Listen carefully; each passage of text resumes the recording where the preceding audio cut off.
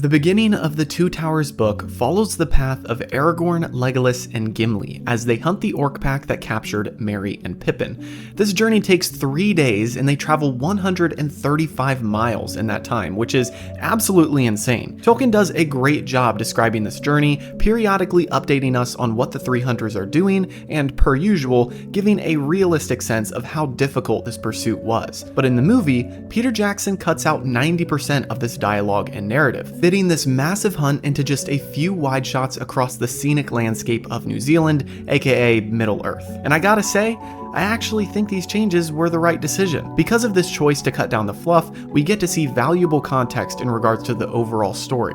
We see Saruman building his forces and fueling the fires of his industry, which plays a crucial role later on with the Ents. Plus, we are introduced to one of the most important characters in the trilogy, Eomer. However, Eomer's entrance into the story in the movie diverges quite a bit from Tolkien's lore. For example, Theodred's death is completely different in the books. Plus, Eomer never got banished from Rohan, but arguably received a way worse penalty. My name is Gibby, and welcome back to episode 21 of Movies vs. Manuscripts Lord of the Rings edition. This is a show where I compare Peter Jackson's adaptation of The Lord of the Rings to Tolkien's original work, and find every difference scene by scene. Today, we continue through the beginning of the Two Towers, as we now get to see Aragorn, Legolas, and Gimli's point of view. Plus, there are a couple scenes that include Saruman and Rohan, showing us some context of the state of things in this part of Middle-earth. But how much do these moments differ from Tolkien's version of events?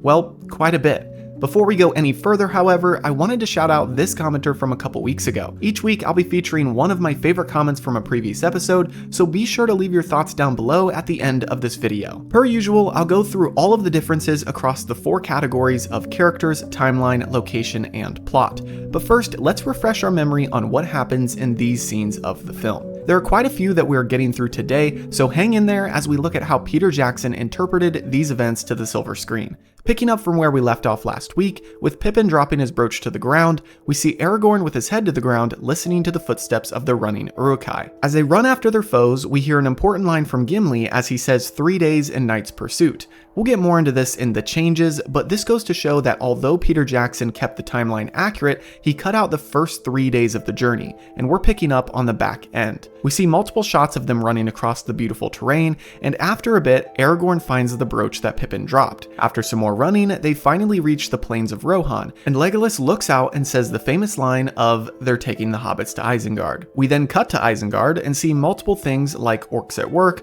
Uruk-hai being born, and Saruman using the Palantir. We hear a monologue that mentions Sauron and the Two Towers, and hey, that's the name of the movie. Anyway, the most important part of this scene is when one of his orc captains reports that they're running out of fuel, and Saruman instructs them to burn Fangorn Forest. Then we see the Dunlendings, aka the Wild Men, swearing allegiance to Saruman and being sent out to burn the Westfold of Rohan. This transitions to an attack on one of the villages of Rohan, and we see a mother sending off her 2 young children to alert Edoras of these attacks. The children ride off and the mother is left behind to presumably die, which we'll discuss this later. Next, we cut to a rainy day on the Fort of Isen as we see the aftermath of a battle.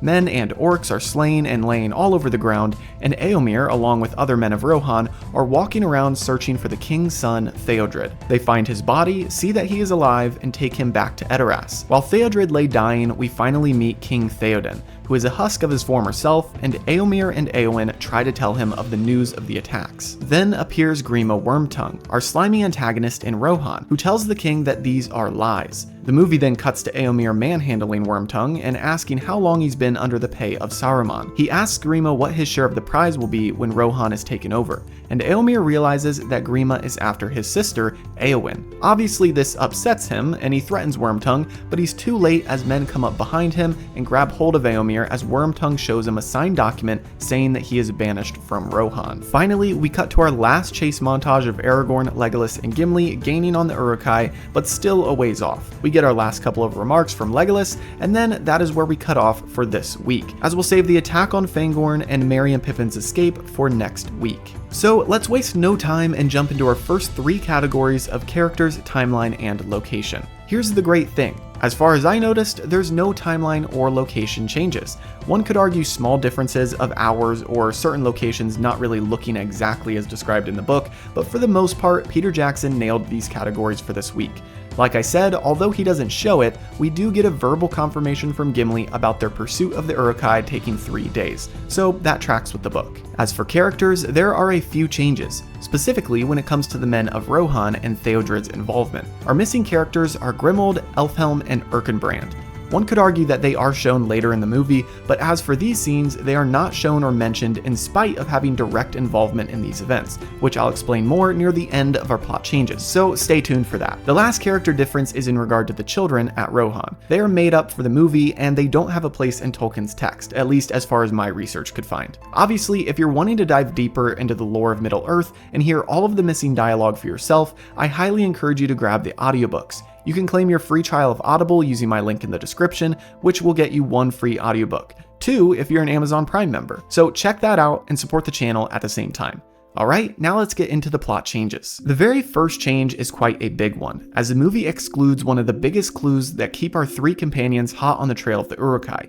Honestly, it's a bit more than a clue, as a pile of beheaded orc bodies is more like a massive neon signpost. That's right, in the books, Aragorn, Legolas, and Gimli find the remains of the violent argument we talked about in last week's episode. If you want to know the details of this fight and learn more about the Uruk-hai's perspective while they have Merry and Pippin, check out last week's video. As for this week, let's dive into the context behind this crucial find. The chapter starts with describing, in typical Tolkien fashion, the landscape of Emyn Muil and the current state of the search party. Our 3 heroes have tracked the orcs to a valley where they now have lost the trail. We then hear some dialogue between the 3 companions that indicates they are not sure which direction the Uruk-hai are going. While they are fairly certain that they're heading towards Isengard, they aren't sure whether the Uruk-hai will head on the straight path over Rohan to get there, or take the longer way through Fangorn to avoid the riders. It's in this crucial moment of trying to solve this riddle that they finally catch a break and Legolas spots a pile of dead orc bodies. A couple of them are beheaded, and we once again get a taste of Aragorn's wisdom, while Gimli and Legolas seem to never have the right answer. While the other 2 members of the company theorize about the men of Rohan being responsible for killing these orcs, Aragorn rightly guesses that it was actually the orcs themselves who were their own downfall, theorizing that the enemies quarreled amongst themselves as the dead orcs were from the north. The 3 companions then walk a bit farther, and Aragorn eventually picks back up on the trail, and they continue on. The next change is that the movie removes yet another eagle sighting. Throughout the books, Legolas and Aragorn have been spotting Gwaihir every once in a while they're on the Anduin, while Aragorn is on the high seat of Amon Hen, and now right after making it out of the rocky cliffs of the Emyn Muil. This is their first chance to look out over the flat plains of Rohan, and one of the first things Legolas spots is an eagle, although he's still confused by its appearance. What we'll learn later on, so I won't dive too deep into it now, is that Gandalf was involved in many of these eagle sightings. Whether it was Gwaihir recovering his body after his fight with the Balrog, or Gandalf instructing the eagle to scout the lands and update him on the position of the members of the Fellowship. Gandalf always had a hand in these appearances. Like I said, I won't go any further into this now, as later we'll get a full account from Gandalf about these strange sightings. For now, our 3 hunters are confused but excited by the sighting, as seeing an eagle was usually a good omen. A small change is that most of Gimli's comic relief is added just for the film. He doesn't roll down a slope or make snarky remarks like in the movie. I know a lot of people get upset about how Gimli is interpreted in the film, but I like Peter Jackson's Gimli, and John Rhys Davies does a phenomenal job. So no hate from me on that end. The next change might be the most depressing one of them all. Guys, I'm sorry to say that Legolas never says they're taking the hobbits to Isengard. I know, this is a big blow for a lot of you.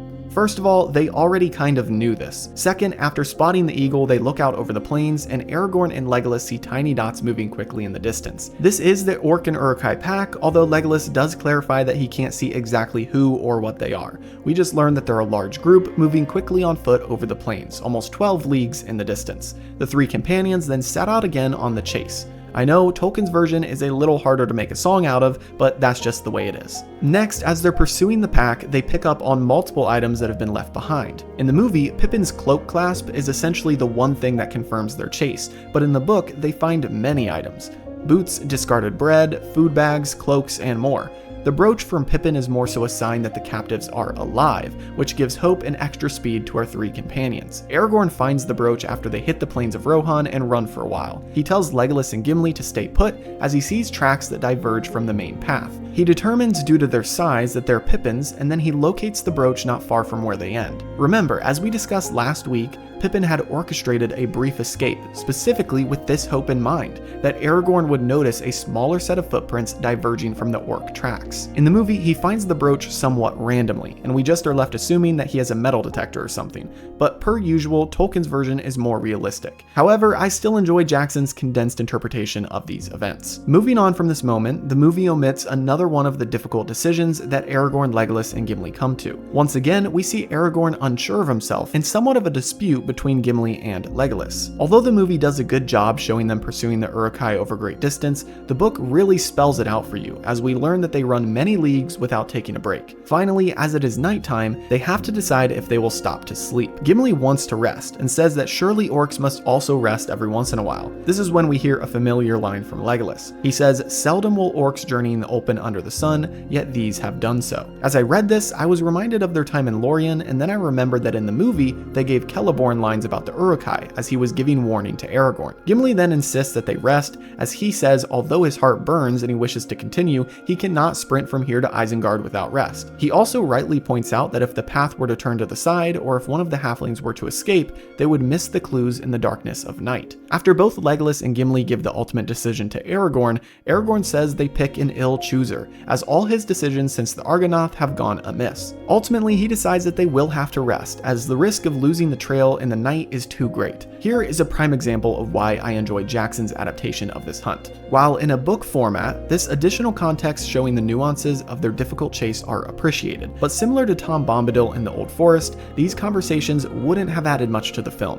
The division in the group is short-lived and plays no role in their future relationship, and we have to ask ourselves, do we really want an extra 2-minute scene of them arguing about whether they should sleep or not?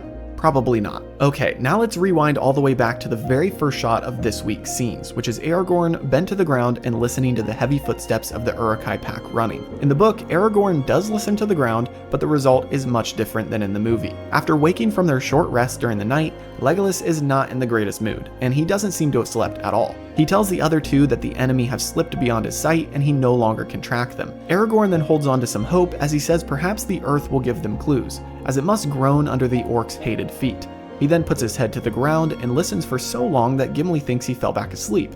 However, unlike in the movie, when he comes back up from the ground, he is pale and informs the others that the rumor of the earth is dim and confused. There is no sound of the enemy for many miles, and louder are the sounds of hooves. This, of course, is the sound of the riders of Rohan who are chasing the orc and Uruk-hai pack. But Aragorn, Legolas, and Gimli won't run into them for a little while still. Next, let's move away from our 3 hunters and switch to Peter Jackson's scene showing Saruman building his forces and his industry of war. Of course, per usual, the scenes are completely fabricated to give context for movie viewers.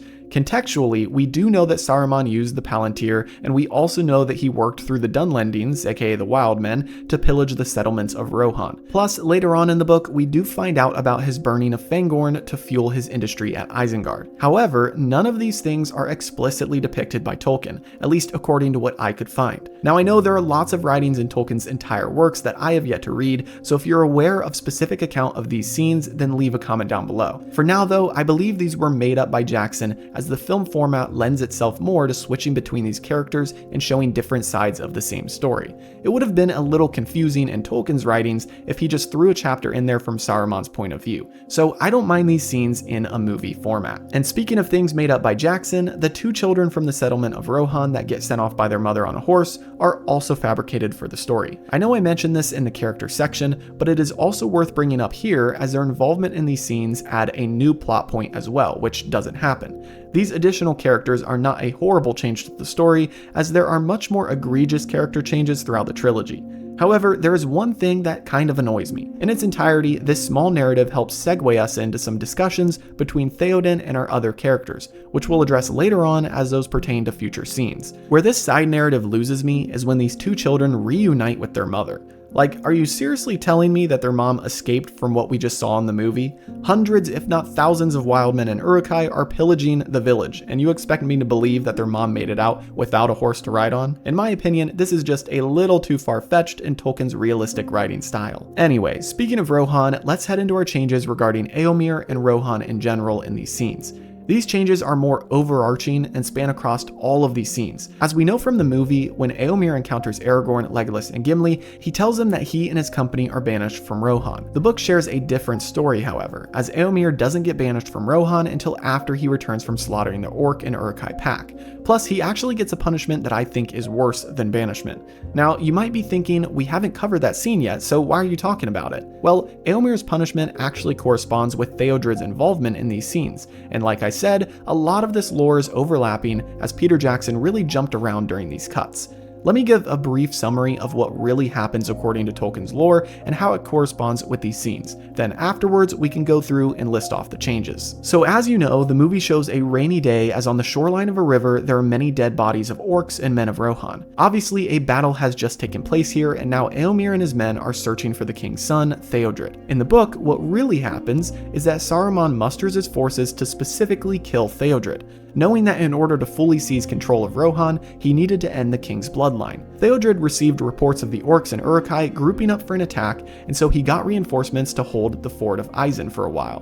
But eventually, many Uruk-hai split off and focused on him alone, eventually cutting him down. Grimold, one of our missing characters in these scenes, came to Theodred's defense and killed the rest of the Uruk-hai. And then, along with Elfhelm, another missing character, they lifted Theodred and moved him away. Theodred died shortly after, leaving Erkenbrand, another one of our missing characters, to assume leadership of the West Mark. Erkenbrand then assigned Grimold to command the ford and Elfhelm to command the men from Edoras. He sent word to Edoras about the prince's death and asked for reinforcements at the ford of Isen. So let's quickly address the first couple of changes here, and then we can move on to Eomer's involvement as he hasn't shown up yet. Number 1, Theodred does not survive and is not taken back to Edoras. This means that he also isn't buried in Edoras amongst his forefathers. He is buried at the ford of Isen. And lastly, Eomer isn't the one who finds him, but rather Grimold and Elfhelm are the ones who are with him during his last few moments. Now let's go to the next part of these scenes in the movie, which showcase Eomer talking to Theoden and then Grima Wormtongue interjecting and defending Saruman. With Theoden under his command and the prince now dead, Saruman only needed to remove Eomer from the equation. In the movie, Grima has a false document signed by Theoden, but in the book, Eomer gets arrested in a different way. Yes, you heard me right, arrested and jailed, not banished. This is what really happens. After they receive word from Erkenbrand's messengers about the slaughter at the ford, Grima influences Theoden to decline the request for reinforcements, which isn't exact but is pretty similar to what we see in the movie. This greatly upsets Eomer, just like in the film, but unlike the film, Eomer sets out with those who are loyal to him to give reinforcements anyway. He knows that Grima is evil and in the pay of Saruman, so he disobeys the king's orders and takes his men to hunt down the orcs and Uruk-hai, who now have Merry and Pippin at this point. It is then after he returns from slaughtering the orc and Uruk-hai company that Grima has him arrested for directly disobeying a command from the king. Eomer is then put in jail until the time when Gandalf comes and heals the king's mind, which of course is in a future scene, so let's stop there. But now you have a better picture of how all of this really went down, and here are the final changes. First, Eomer doesn't get banished like in the movie, and then chase the Orc pack. He gets in trouble because he chases the Uruk-hai pack that have Merry and Pippin. Second, Grima doesn't have his eye on Eowyn like in the movie. This adds a dramatic element to things, especially because that is Eomer's sister, but this is just added fluff for the film. And third, like I've said already, his punishment wasn't banishment, but rather jail time. All in all, these scenes are an amazing adaptation of Tolkien's work in my opinion. Simply because Jackson had to figure out a way to fill the viewer in on all of these bits of context for the story, within a 10-minute window. Nothing was majorly changed in these scenes that would impact crazy character development or storyline as a whole.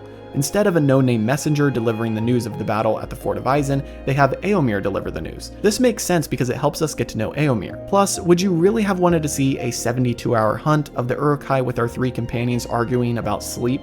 I'm gonna guess no. When you really zoom out, compared to the differences like Aragorn's complete character change in the first movie, these changes are minuscule and actually improve the viewing experience. But hey, that's just what I think. So what do you think? Let me know in the comments below. As always, thanks for liking and subscribing, and be sure to head to the series playlist to check out all the episodes you've missed so far. Have a great week, and I'll see you in the next episode.